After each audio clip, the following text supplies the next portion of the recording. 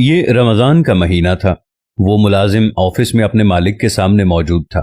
مالک سے آج اس کی میٹنگ کی بابت بات ہو رہی تھی۔ پھر وہ کسی کام سے باہر نکلا تو معلوم ہوا کہ کوئی بوڑھے بابا آئے ہیں۔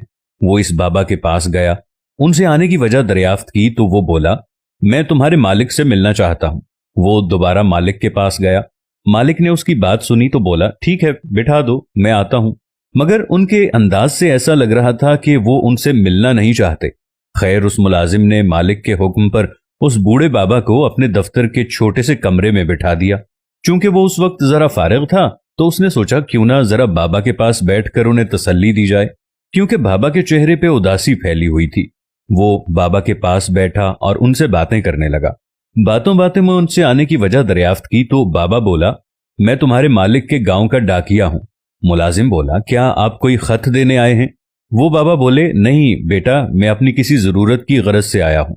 وجہ یہ ہے کہ میں گاؤں کا ایک غریب اور معمولی تنخواہ لینے والا ڈاکیا ہوں۔ محنت مزدوری کر کے 2-4 پیسے کما لیتا ہوں۔ میرا ایک نوجوان بیٹا ہے۔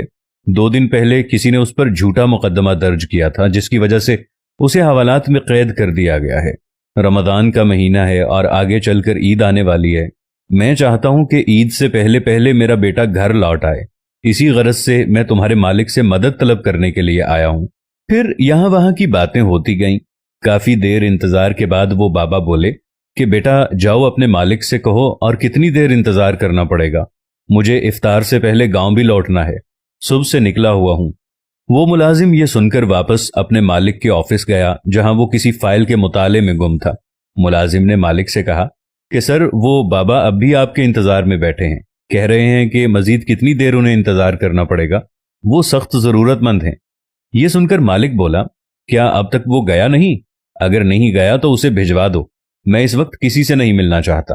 ملازم واپس پلٹ کر بابا کے پاس آیا۔ وہ آ کر کہتا بھی کیا کہ مالک نہیں ملنا چاہتا۔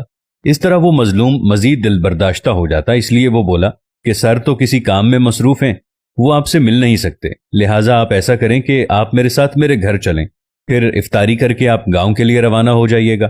بابا کے لاکھ منع کرنے کے بعد بھی وہ ملازم اس بابا کو اپنے ساتھ لے گیا۔ بابا کو گھر لا کر وہ خود ان کے دل کو بہلانے کے لیے ان سے بات چیت کرنے لگا۔ باتوں کے دوران وہ کسی کام سے کمرے میں گیا، مگر جب وہ واپس صحن میں آیا تو اس نے بابا کو دونوں ہاتھ کھڑے کیے دعائیں مانگتے دیکھا۔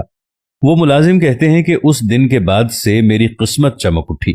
1500 تنخواہ پر کام کرنے والا ملازم اپنے وقت کا ارب پتی بن گیا۔ وہ شخص پنجاب کی انڈسٹری کے مالک ملک خالد یعقوب صاحب ہیں۔ ان کا کہنا ہے کہ وہ دعا لینے کا وقت تھا، میرے مالک نے دعا نہ لی، میں نے لے لی۔ کسی دانا نے صحیح کہا ہے کہ دعا کی نہیں جاتی بلکہ دعا لی جاتی ہے۔